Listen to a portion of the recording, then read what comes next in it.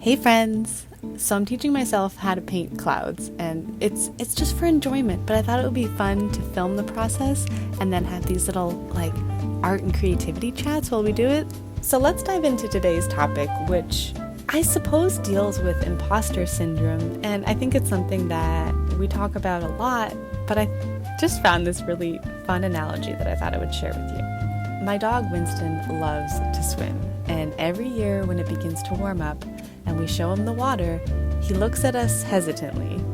He'll go into his ankles, splash around a bit, and then look at the lapping waves, wishing he knew how to swim. He forgets just how well he does it, with the mix of lab in him webbing his feet just a little and his strong legs propelling him through the water.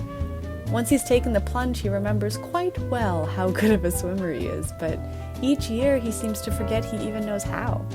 I always thought it was the silliest thing, dude, you've done this a million times before, until I realized there's a deep part of me that does this before so many photo shoots.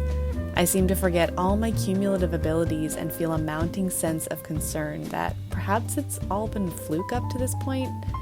When the imposter syndrome hits, when we've strayed far from the trust in our own selves, our intuitions, and our abilities, it's probably because we're lingering up to our ankles when we are natural-born swimmers. I account for a certain amount of pre-photo shoot nerves that I've experienced before every single shoot.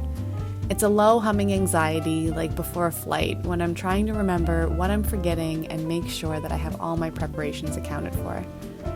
I've even done quick 1 or 2 minute meditations when I arrive at locations if I'm feeling extra harried, and that will do wonders to get me in the right headspace. This I don't mind as much. It means that I care for what I'm doing and want to do my best.